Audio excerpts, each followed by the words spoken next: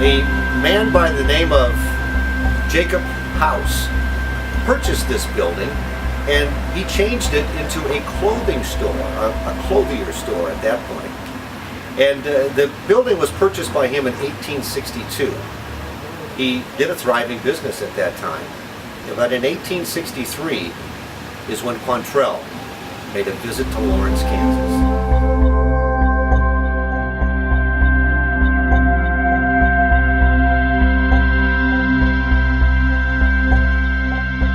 The Gorillas, the Jayhawks, they were all names at that time which certainly didn't carry those of athletic teams.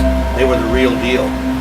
And when he came into Lawrence with his guerrilla troops, Quantrell started to burn and kill and murder.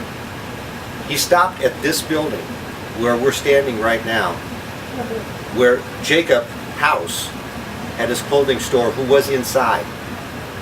He brought him out and he said to him, he wanted a list of all the names and where he could find the most fluent names and the most fluent families of Lawrence, where they would meet their death.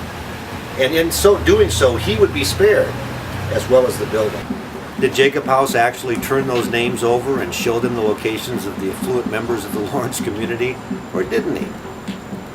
Well, one thing is certain, this building is still standing, and Jacob House continued to operate his clothing business on this location for many years after.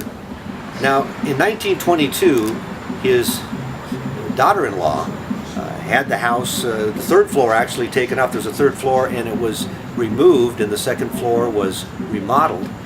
And she put a brick facade on the outside, and the businesses at that time, of course, were different than they were originally with the Jacob House.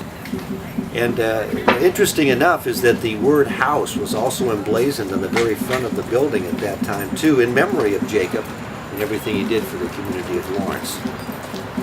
In 1863, Quantrell burned everything to the ground, and throughout these years, Lawrence, Kansas has rebuilt Massachusetts to a thriving downtown district with restaurants and celebrations and a lot of clothing stores and retail.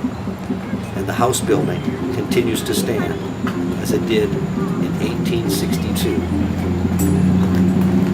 in the 700 block of Lawrence, Kansas, Massachusetts.